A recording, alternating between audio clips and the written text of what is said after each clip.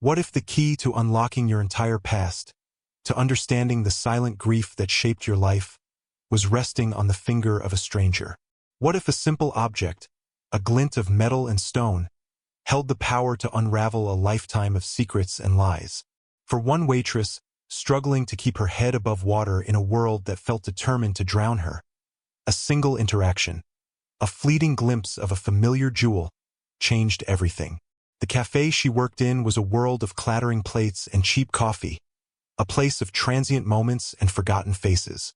But on this day, a moment would arrive that could never be forgotten, one that would pit the quiet integrity of a working woman against the gilded power of a dynasty.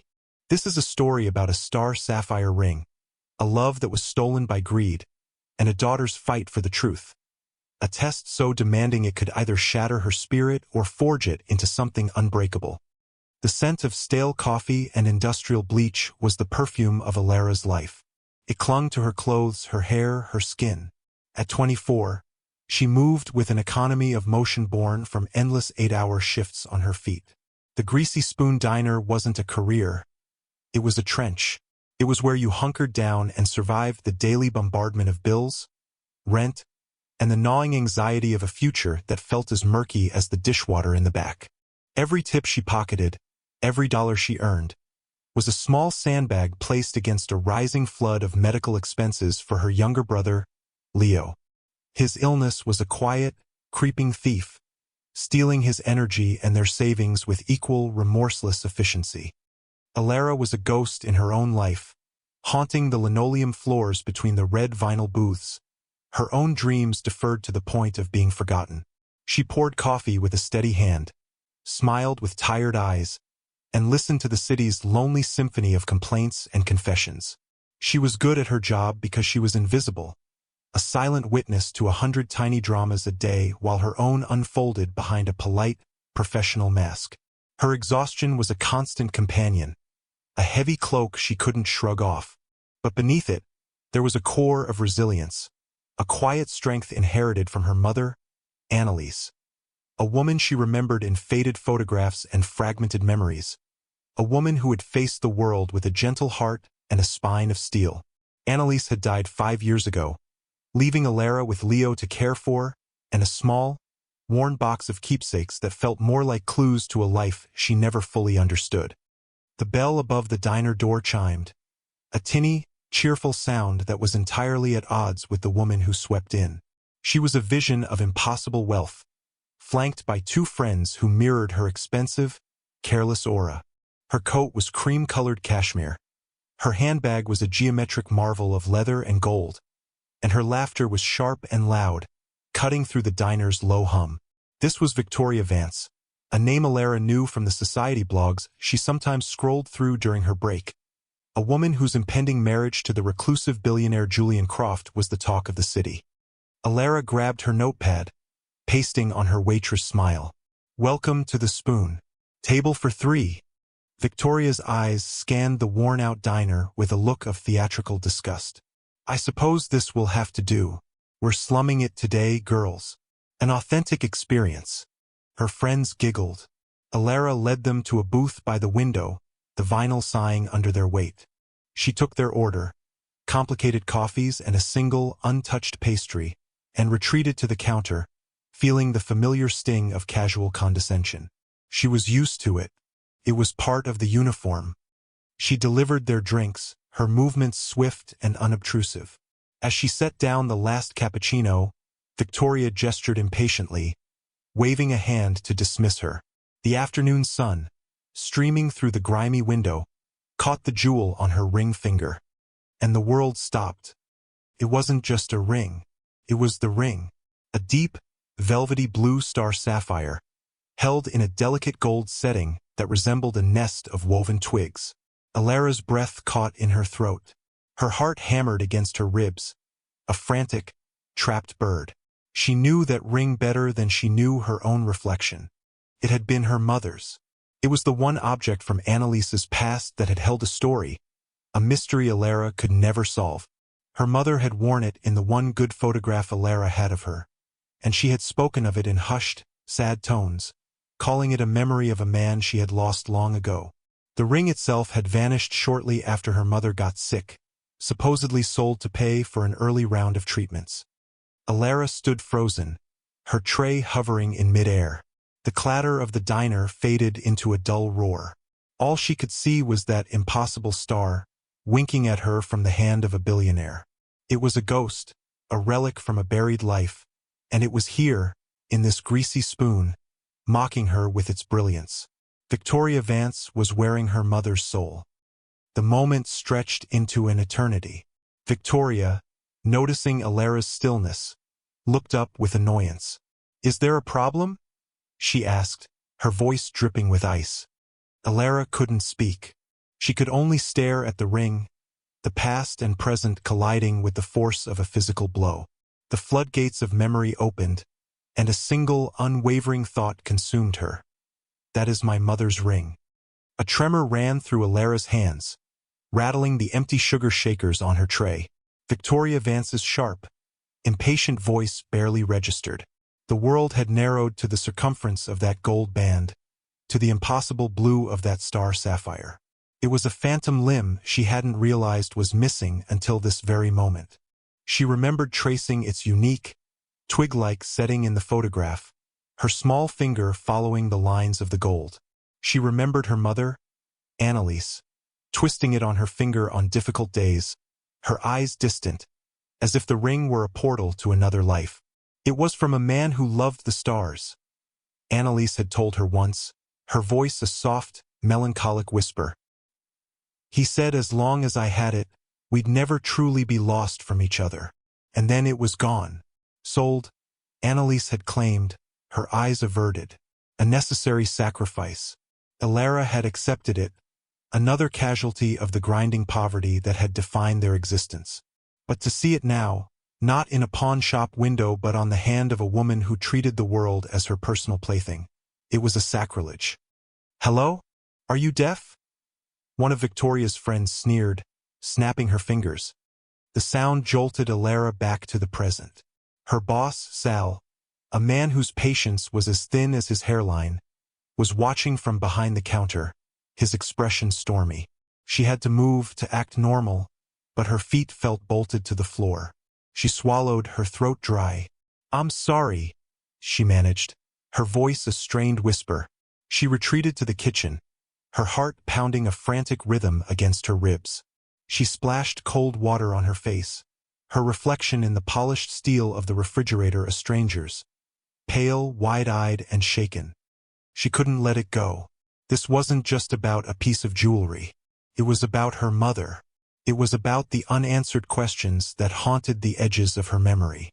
For the next 20 minutes, she moved on autopilot, refilling coffees and clearing plates, but her gaze kept being drawn back to Victoria's table, to the blue star winking on her hand. When their laughter signaled they were preparing to leave, a desperate courage surged through her. This chance would never come again. As they stood up, dropping a few crumpled bills on the table that wouldn't even cover their order, Alara intercepted them. "Excuse me," she said, her voice trembling but clear. Victoria turned, raising a perfectly sculpted eyebrow. "What is it now?" "Your ring," Alara said, her eyes fixed on it. "May I ask where you got it?" Victoria laughed, a short, sharp bark of disbelief. She exchanged an amused look with her friends. "I'm sorry, is that any of your business? It's vintage. A family heirloom." She made the word family sound like an exclusive club Alara could never hope to join. "It can't be," Alara insisted, her desperation overriding her fear. "That ring belonged to my mother." The amusement vanished from Victoria's face, replaced by a cold fury. "How dare you? Are you accusing me of something? You think I would wear a stolen ring that belonged to some greasy spoon waitress's mother?" The insult was delivered with surgical precision, designed to humiliate. A man who had been sitting alone in a corner booth, unnoticed until now, stood up. He was tall and impeccably dressed in a dark suit that seemed to absorb the light around him. His face was sharp, intelligent, and etched with a weariness that went beyond his years. It was Julian Croft. Alara's blood ran cold. He had been there the whole time, a silent observer. He walked over, his presence shifting the entire dynamic of the room. His gaze wasn't on Victoria, but on Alara.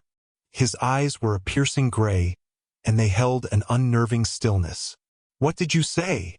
he asked, his voice low and commanding. Alara's courage faltered under his intense scrutiny. "That ring," she repeated, her voice smaller now. "It was my mother's. I'd know it anywhere." Julian looked from Alara's earnest, tear-streaked face to Victoria's indignant one. Victoria scoffed. "Julian, this is absurd. This girl is clearly unstable. Probably looking for a payout." Julian ignored her. He continued to study Alara. There was a desperate sincerity in her eyes that was hard to dismiss. She wasn't acting. This was real. "What makes you so certain?" he pressed. "The setting," Alara explained, her words tumbling out. "It's like tangled branches. And the stone, it's a star sapphire.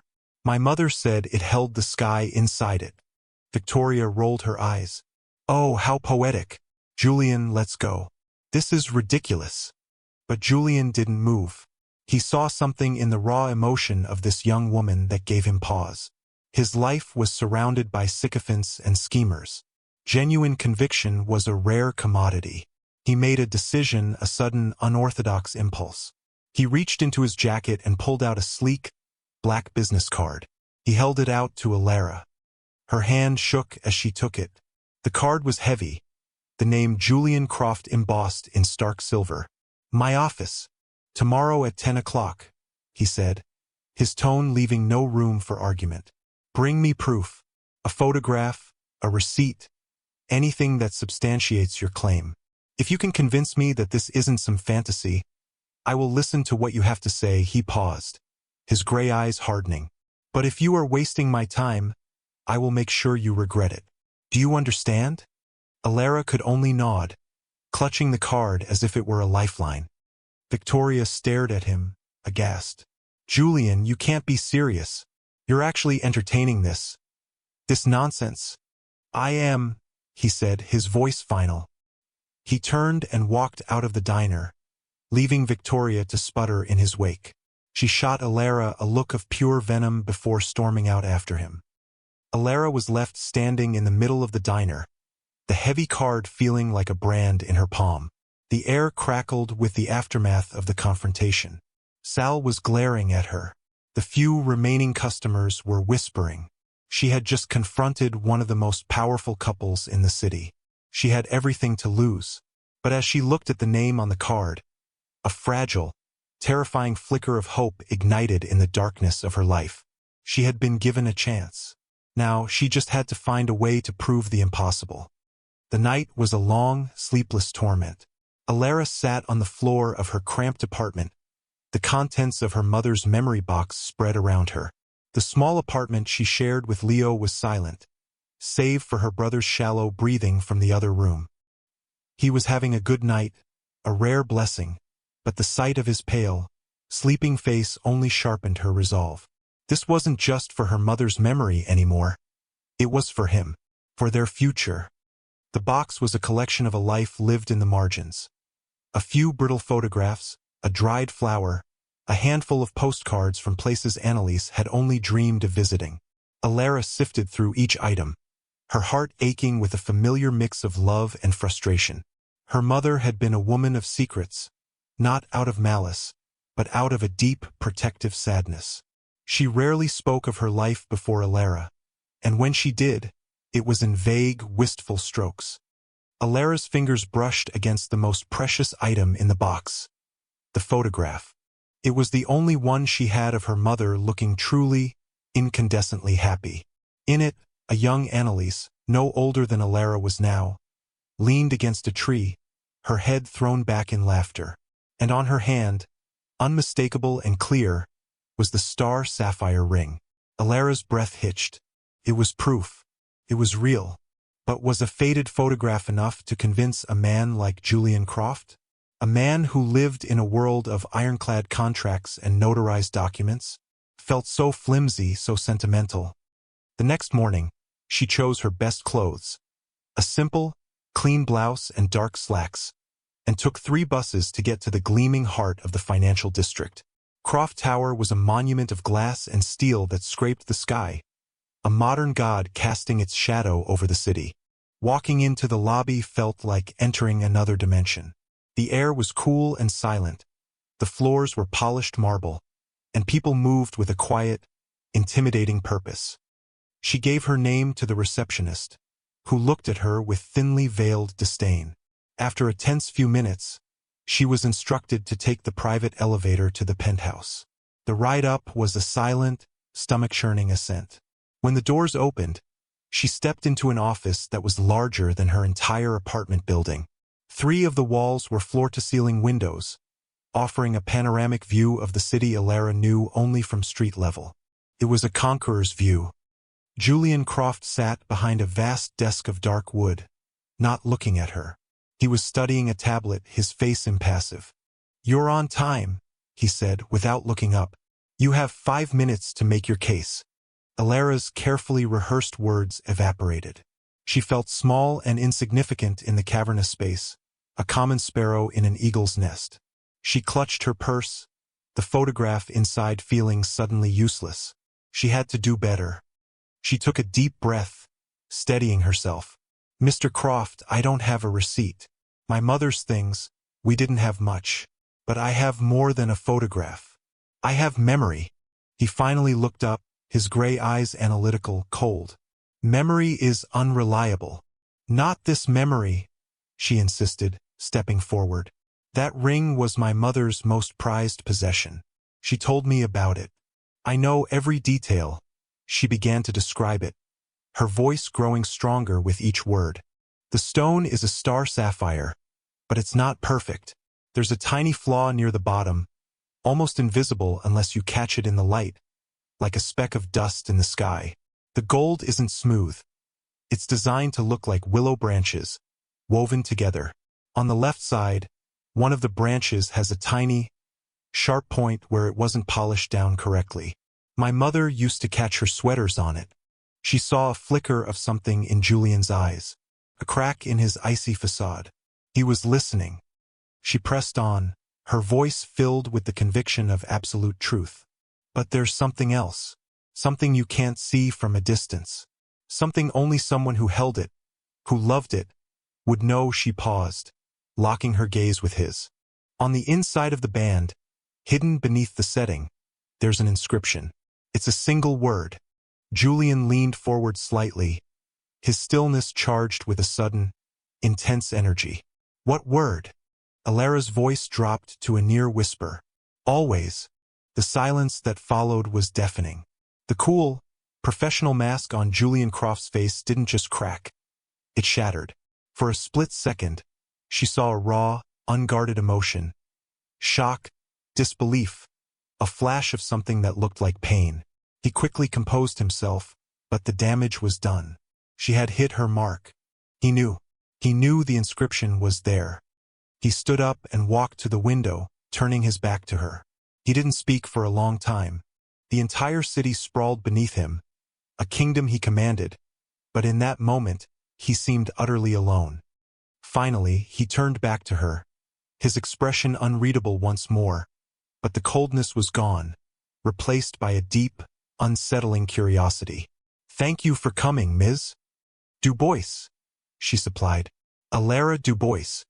"Ms. Dubois?" he repeated, the name sounding foreign on his lips. "I will be in touch."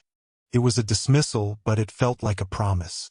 As Alara rode the elevator back down to the real world, the terror that had gripped her for 24 hours began to recede, replaced by a fragile, terrifying hope. She had planted a seed of doubt in the heart of a billionaire. Now, all she could do was wait and pray that it would grow into the truth. Julian Croft remained by the window long after she was gone, his gaze lost in the skyline, his mind a whirlwind. A single word, spoken by a stranger, had just unearthed a ghost he thought he had buried 30 years ago. Julian's first call was not to his security team or a private investigator, but to Victoria. He found her at a final dress fitting, surrounded by silk and sycophants. He dismissed her entourage with a curt nod and held up her hand, his thumb stroking the star sapphire ring. His touch was cold. "The inscription inside this ring," he began, his voice dangerously quiet. "The word, always tell me about it." Victoria's smile tightened. She tried to pull her hand away, but he held it firm. "Julian, what is this?" "It's a romantic sentiment, nothing more. My great-grandfather was a very passionate man. Or so the story goes." She laughed, a brittle, nervous sound.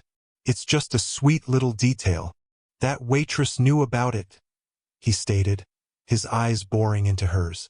How could she possibly know a sweet little detail about a Vance family heirloom? "She's a lunatic, a grifter." Victoria's voice rose, betraying her panic. "She probably saw it in a magazine and is concocting this whole fairy tale. You're not actually taking her seriously, are you? Over me?"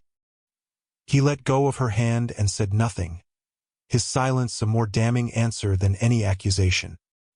He left her there, standing amidst the pristine white of her wedding gown, her face a mask of fury and fear. He knew she was lying. He just didn't know why. Victoria, however, was not one to wait for a disaster to happen. She was a creature of proactive, vicious self-preservation. The next afternoon, she swept into the Greasy Spoon diner like a hurricane in couture. Alara was in the middle of the lunch rush, balancing a precarious stack of plates. Victoria didn't bother to sit. She stood in the middle of the aisle, ensuring she had a captive audience. "I came to see the little thief who's been harassing my fiancé," she announced, her voice carrying across the entire diner. Heads turned. The clatter of cutlery ceased. Alara froze, the plates in her arms suddenly weighing 1,000 pounds. "This woman," Victoria continued, pointing a perfectly manicured finger at Alara, "is a delusional, scheming liar. She has concocted a fantasy about my family's property to extort money from my fiancé, Julian Croft." She turned her venom on Sal, who had emerged from the back, wiping his greasy hands on his apron. "You should be very careful who you employ. This one is clearly unstable. A stalker. It's a liability." The words struck Alara like stones. Customers were staring, whispering. Her cheeks burned with a humiliation so profound it felt like a physical illness. Sal's face, already perpetually sour, curdled with alarm. His little diner was his kingdom, and he valued order and quiet above all else. "Is this true?" he demanded, rounding on Alara. "No, of course not," Alara stammered, placing the plates down before she dropped them. "She's the one who's lying." "Oh, please," Victoria sneered. "Look at you. Just a pathetic little girl trying to cash in on a story she made up. Let me give everyone here some free advice. Stay away from her." With a final, triumphant smirk, she turned and swept out, leaving a toxic silence in her wake. Sal grabbed Alara's arm, his fingers digging into her skin. "My office." Now in the tiny, cluttered room that smelled of stale cigarettes, he paced like a caged animal. "What did you do? I don't care what the story is. You do not bring trouble to my business. You do not upset my customers. Especially not customers like that." "She came here to attack me," Alara pleaded. "I didn't do anything." "I don't care," he barked. "I run a quiet place. No drama. That's the rule. You've brought a storm to my door, girl. One more incident, one more complaint, and you're out on the street. Do you understand me?" Alara nodded, her throat tight with unshed tears. She understood perfectly. Her job, her only lifeline, was hanging by a thread. Victoria hadn't just attacked her reputation. She had attacked her survival. 2 days later, she received a summons back to Croft Tower. Her heart hammered with a mixture of dread and anticipation. When she entered Julian's office, she found Victoria already there, seated in a leather chair as if it were a throne. She looked composed, smug, and victorious. Julian was standing by the window, his expression grim. "Victoria has presented me with some new information." Victoria smiled and slid a document across the polished desk. "A certified appraisal and certificate of authenticity from Beaumont Jewelers," she said sweetly. It traces the ring's provenance. It was purchased by my great-grandfather, Alistair Vance, in 1952. It has never left our family. It's all there in black and white. Alara picked up the document. It was heavy, official, filled with dates and signatures and technical jargon. It looked irrefutable. It was a paper wall built to crush her flimsy memories. Her hope, which had been so tentatively growing, shriveled and died. Julian turned from the window, his gaze settling on her. It was a test. The wordless question hung in the air. What do you have to say now? Alara looked from the damning document to Victoria's triumphant face, and then to Julian's unreadable one. The weight of their power, their history, their money was crushing her. She had nothing. No papers, no receipts, just a faded photo and a story about the sky in a stone. She took a breath, her fear solidifying into a cold, hard certainty. She let the certificate fall from her fingers onto the desk. It's a lie, she said, her voice shaking but unwavering. I don't know how you made that paper, but it's a lie. That was my mother's ring. Victoria gasped theatrically. The audacity! Julian, are you going to let her call my family liars? Julian remained silent, his eyes fixed on Alara. He was watching a battle being fought, not between documents and memories, but between two opposing wills. And in the face of irrefutable, logical proof, the desperate, unyielding conviction of the waitress from the greasy spoon refused to break. The seed of doubt, he felt, had not been uprooted. If anything, it had just been watered. Alara walked home in a daze, the city lights blurring through her unshed tears. The certificate of authenticity felt like a final judgment. How could she fight against forged histories and manufactured truths? The game was rigged, the players impossibly powerful. Sal's threat echoed in her ears. The medical bills for Leo formed a crushing weight on her chest. And Victoria's face was seared into her mind. Despair was a cold tide, rising fast. She felt utterly, hopelessly alone. When she got back to her apartment, she didn't turn on the lights. She sat in the dark, the sounds of the city a distant, mocking hum. She was ready to give up, ready to retreat back into her invisible life, to accept that some wrongs could never be righted. But then her gaze fell upon the old, battered suitcase tucked under her bed, the one that held the last tangible pieces of her mother. A sudden, fierce protectiveness surged through her, chasing away the despair. Victoria Vance had not just called her a liar. She had called Annalise a nobody. She had tried to erase her mother's story, to dismiss her life as insignificant. Alara would not let that stand. It was no longer just about a ring. It was about honor. It was about reclaiming a history that had been stolen and dismissed. With a renewed, desperate energy, she pulled the suitcase out. She had been through it a dozen times, but this time she was looking for something different. Not proof for Julian Croft, but a connection for herself. She ran her hands over the worn fabric, the faded travel stickers from places her mother had never been. She opened it, the familiar scent of lavender and old paper filling the small room. She took everything out, piece by piece, spreading the meager contents on the floor. She felt along every seam, every pocket. And then her fingers brushed against something hard and uneven in the bottom lining. A lump. Her heart began to pound. With trembling hands, she found a small tear in the fabric and carefully worked it open. Inside, nestled in the thin cotton batting, was a small, sealed envelope, yellowed with age. It was so light it felt empty. Her breath hitched. This was it. This had to be it. She carefully opened the brittle flap. Inside were two items. The first was the photograph she already knew, the one of her mother laughing, the ring a brilliant blue spark on her hand. But it was the second item that made her world tilt on its axis. It was a letter, the paper so thin it was almost translucent, the ink faded to a soft blue-gray. The handwriting was elegant, masculine. She began to read. My dearest Annalise, I know you must be worried, but the business with my father will be concluded soon. I count the hours until I can return to you. I feel your absence like a physical ache. Last night, I looked up at the sky and it felt empty without you there to see it with me. Wear this star sapphire and know that my love for you is as constant as the northern star. It is my promise to you, a placeholder until I can give you the world. We will build a life so full of light and laughter that there will be no room for shadows. I love you. I will always love you. Yours forever, Jules. Alara read the signature 3 times. Jules. Her mind raced, connecting the dots with a speed that left her breathless. Jules. Julian. The man who loved the stars. The man who promised, always, the inscription on the inside of the ring.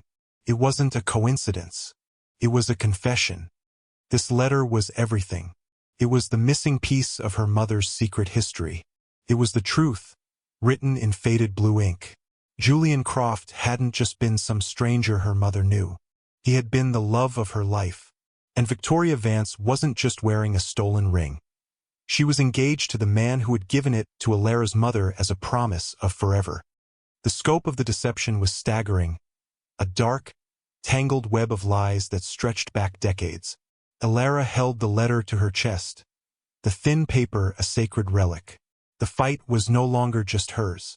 It was her mother's, too. And now, armed with Annalise's own story, she finally had a weapon sharp enough to cut through the lies. The despair was gone, burned away by a righteous, searing fire. She wasn't just a waitress anymore. She was the keeper of a promise, and she would see it honored. Before Alara could decide on her next move, her phone buzzed with a text from an unknown number. The message was brief and imperious. Le Cirque Café. 30 minutes. Come alone. There was no signature, but she knew instantly who it was from. Victoria. A cold knot of dread formed in Alara's stomach. Le Cirque was an upscale patisserie in the wealthiest part of town, a world away from the greasy spoon. It was a power play, forcing Alara onto her turf. Part of her wanted to ignore it, to go directly to Julian with the letter. But a stronger, more cautious part of her knew she had to see what this was. She had to understand the enemy she was fighting. She tucked the letter and the photograph securely into an inside pocket of her jacket and went to meet her tormentor. Victoria was already there, seated at a small marble table, a picture of bored elegance. She didn't look at Alara as she approached, instead focusing on stirring a tiny cup of espresso. The smugness from Julian's office was gone, replaced by a cold, sharp-edged pragmatism. This was not a social call. It was a business transaction. Sit, she commanded, gesturing to the chair opposite her. Alara sat, her back ramrod straight. She said nothing, waiting. Victoria finally looked at her, her eyes devoid of any emotion except a faint, clinical disdain. I'm going to get straight to the point, she said, her voice low. I don't know what your game is, and frankly, I don't care. But you've become an inconvenience, an annoyance that I now have to deal with. She slid a slim, cream-colored envelope across the table. It landed with a soft, heavy thud. Inside that envelope, Victoria continued, is a cashier's check for $250,000. It's more money than you'll ever see in your life. Enough to fix whatever pathetic little problems you have. A sick relative, I assume? That's usually the story. The casual, cruel accuracy of the guess stole Alara's breath. She thought of Leo, of the experimental treatments they couldn't afford, of the constant, grinding worry. The amount of money was life-altering. It was a magic wand that could wave away all her problems. It was an escape. There is also a non-disclosure agreement, Victoria went on, her tone flat. You will sign it. You will take the money. You will walk away from this fantasy you've created. You will forget the ring, you will forget my fiancé, and you will forget you ever laid eyes on me. You will disappear. If you ever try to contact us again, or speak of this to anyone, the legal consequences will be severe. Are we clear? This was the test. The ultimate temptation. Alara stared at the envelope. She could feel its weight, its promise. Everything she fought for every single day. Leo's health, a roof over their heads, a moment's peace. It was all right there, within her grasp. All she had to do was sell a piece of her soul. All she had to do was betray her mother's memory. She envisioned Leo's face, pale and tired, and her heart clenched. The money could save him. But then, she thought of Annalise's face in the photograph, so full of love and hope. She thought of the letter, of the promise of always what would that money be worth if it was paid for in silence and dishonor? It would be a golden cage, a constant reminder of her own cowardice. Slowly, deliberately, she pushed the envelope back across the table. "No," she said, her voice quiet but firm as steel. Victoria stared at her, genuinely shocked for the first time. "What did you say?" "I said no," Elara repeated, meeting her gaze without flinching. "My mother's memory, her story. It isn't for sale. It's not about money. It never was." For a moment, Victoria was speechless. Her cold composure cracked, revealing the raw fury beneath. "You sentimental little fool," she hissed, her voice trembling with rage. "Do you have any idea what you're turning down? Do you know who you're making an enemy of? You will regret this. I will personally see to it that you lose everything."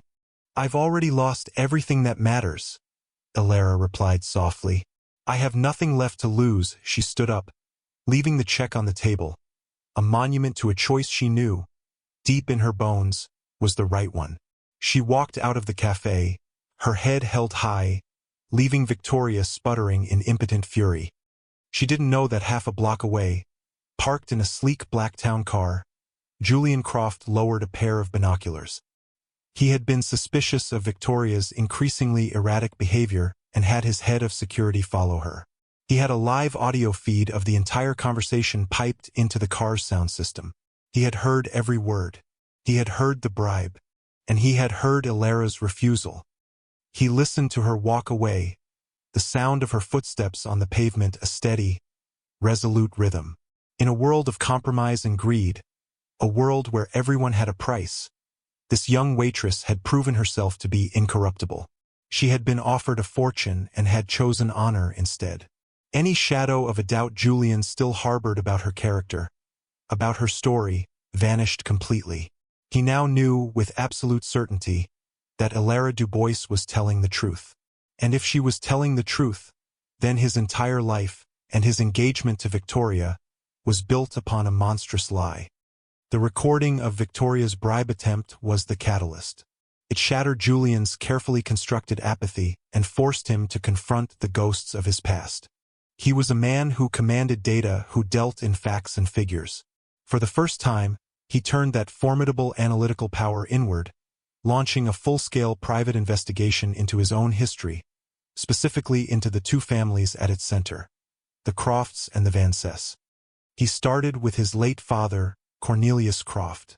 A titan of industry, Cornelius had been a ruthless, domineering man who had orchestrated every facet of Julian's life, from his education to his career, with the cold precision of a chess master. Julian, believing his heart had died with Annalise, had passively accepted his father's grand design, including the arranged union with the Vance dynasty. Now, he needed to know what secrets his father had taken to the grave. He had his security team unseal his father's private archives, a climate-controlled vault in the sub-basement of Croft Tower. It was a library of secrets, filled with decades of corporate espionage, blackmail, and leveraged buyouts. And there, tucked between files on hostile takeovers, was a slim, unassuming folder labeled with a name that made Julian's heart stop: Annalise Dubois. His hands trembled as he opened it. It was like opening a tomb. Inside were letters, dozens of them, letters from Annalise, addressed to him, all returned to sender, unopened. He read the first one, her familiar, graceful script, a painful specter from another life. It was full of love and longing. He read the next, her confusion and hurt palpable on the page. "Why won't you answer me, Jules? Did I do something wrong?" By the final letters, her words were fractured with a grief so profound it felt like a physical wound. "They told me you were gone. They said the sea took you. My heart is an empty space where you used to be. I don't know how to live in a world without you in it." With dawning horror, Julian pieced together the monstrous deception. His father, in collusion with Victoria's father, Marcus Vance, had seen his passionate love for a penniless, unknown artist as a liability. It was a threat to their meticulously planned merger, a corporate alliance that was to be sealed by the marriage of their children. So, they had systematically dismantled his life. They had severed his connection to Annalise with surgical cruelty. He found copies of the forged documents they had used. A photograph, doctored to show Annalise in the arms of another man, which his father had shown him as proof of her betrayal. And even more chilling, a fake death certificate and a manufactured newspaper clipping, detailing the tragic death of Julian Croft in a sailing accident off the coast of Antigua. This was the lie they had fed to a heartbroken, pregnant Annalise, forcing her to flee and mourn a man who was still alive. The final piece of the puzzle clicked into place when he found a ledger detailing a discreet payment from his father to Beaumont Jewelers. The memo line read, "Vance Heirloom, Provenance Documentation." It was the receipt for the forgery, the counterfeit history of the star sapphire ring. The Vances hadn't just been complicit. They had kept the ring, Julian's promise of always to Annalise, as a secret, sick trophy of their victory. The truth crashed down on him not like a wave, but like a collapsing building. His grief for Annalise, which he had carried for 30 years as a bitter monument to her betrayal, transformed into a white-hot rage at the treachery of his own family. His engagement to Victoria was not a partnership. It was the final seal on a decades-old crime. And Alara wasn't just some stranger who had stumbled into his life. She was Annalise's daughter. She was the living legacy of the love they had stolen from him. The revelation was a cataclysm, shattering the foundations of his world and leaving him with a single, burning purpose: to uncover the full, ugly truth and bring the architects of his misery to justice. He owed it to Annalise, and he owed it to her daughter. The stage for the final act was set not in a boardroom, but in the sterile, art-filled expanse of Julian's penthouse. He arranged a dinner, the invitations extended to Victoria, her father Marcus Vance, and Alara. Victoria and Marcus arrived first, exuding an air of triumphant confidence. They believed this was the final nail in the coffin of Alara's outlandish claims. A dinner where Julian would formally apologize for his momentary lapse in judgment and reaffirm his commitment to the Vance family. Alara arrived last, her expression nervous but resolute. She had the original letter from Jules tucked safely in her purse, a talisman of truth. The atmosphere was thick with unspoken tension. Julian was a portrait of lethal calm, his politeness so thin it was transparent.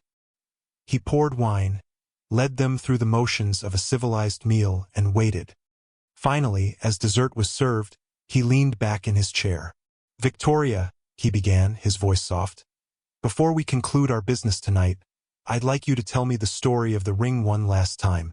For clarity."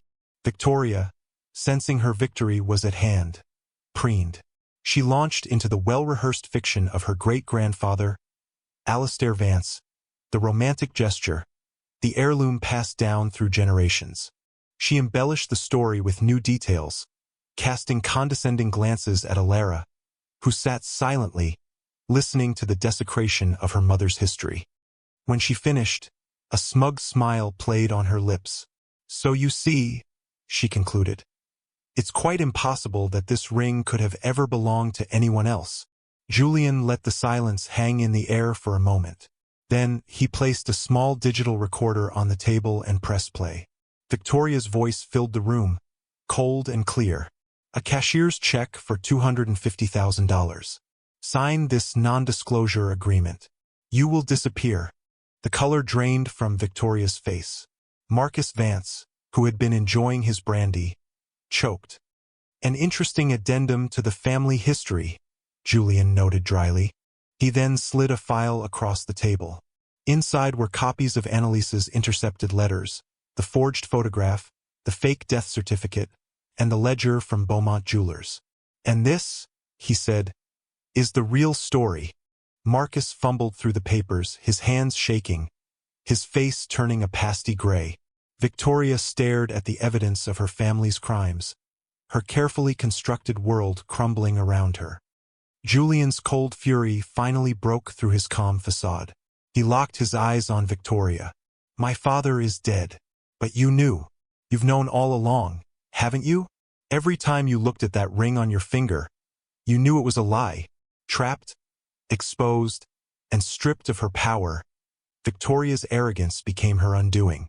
The pretense of civility shattered, and the ugly truth spilled out in a torrent of vitriol.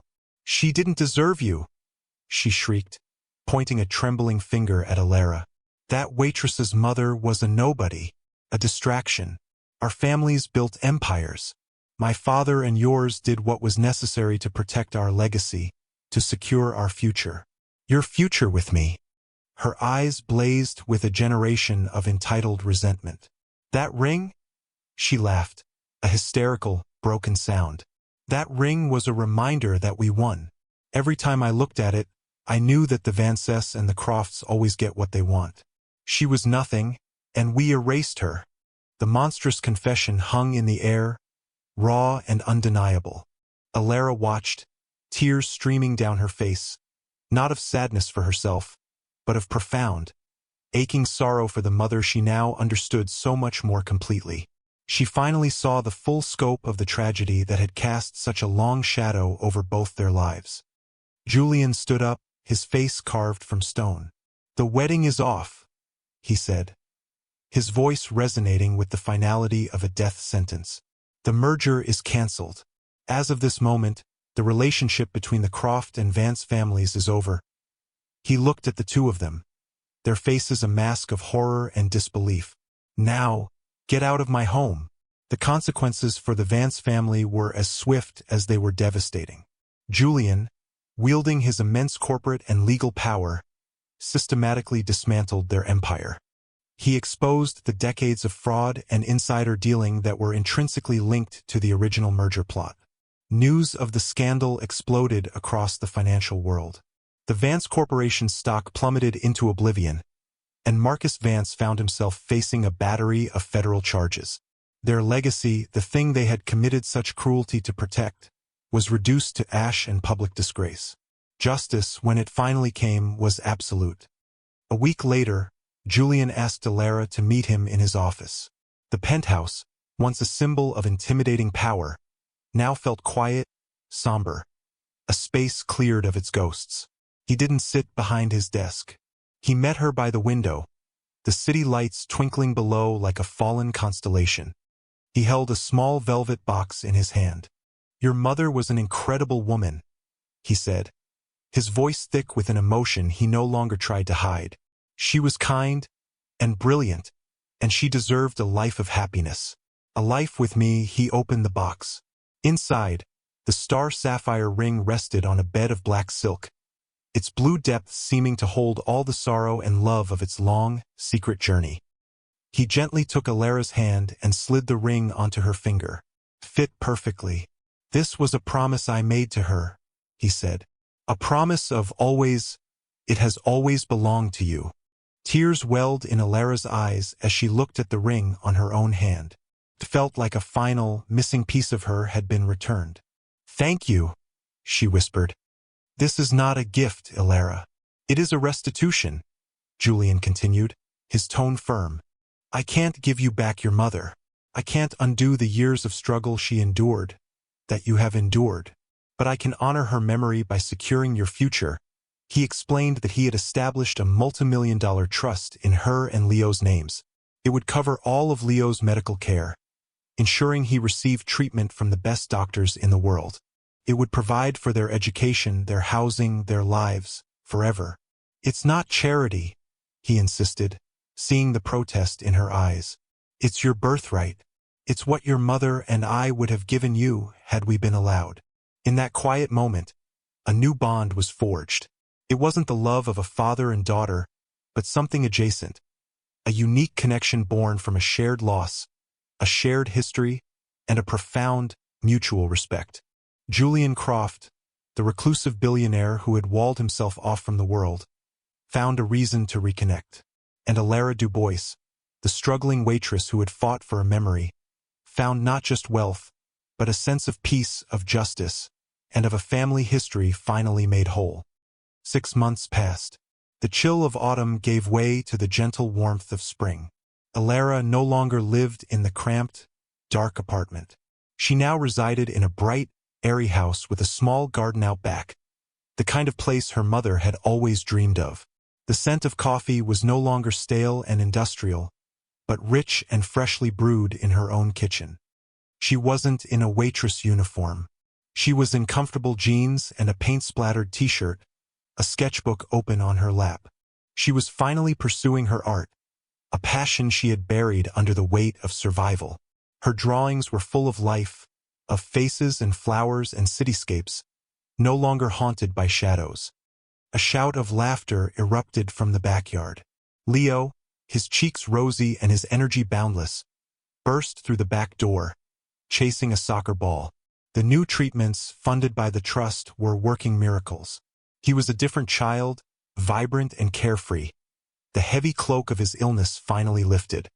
Later that afternoon, Julian arrived. His visits had become a quiet, regular fixture in their lives. He was no longer the intimidating tycoon from the penthouse, but simply Jules, a somber but kind man who would listen to Leo's stories about school and look at Alara's latest sketches with genuine interest. He had become their guardian, their anchor to a past they now understood. They shared a simple meal together, the easy comfort between them a testament to the family they had built from the ashes of a tragedy. That evening, Alara sat by her bedroom window, the setting sun casting long, golden rays across the room. She looked down at her hand, at the star sapphire ring. The light caught in its depths, and the familiar six-pointed star shone brightly. It was no longer a symbol of mystery or loss. It was a beacon. It stood for her mother's enduring love, for Julian's reclaimed integrity, and for her own resilience. It was a promise that had been broken and then, against all odds, kept. Truth, it seems, has a way of rising no matter how deeply it is buried. And integrity, the quiet courage to stand for what is right even when the world offers you an easy way out, is a currency more valuable than any fortune. How many other stories lie dormant in the world, hidden in the familiar gleam of a family heirloom or a faded line in an old letter? Alara's journey reminds us that the connections that bind us, to our past, to our families, to the truth itself, can be stretched and strained by time and deceit, but they can never truly be broken. If the story of truth and justice touched your heart, please share it with others who believe in the power of fighting for what is right.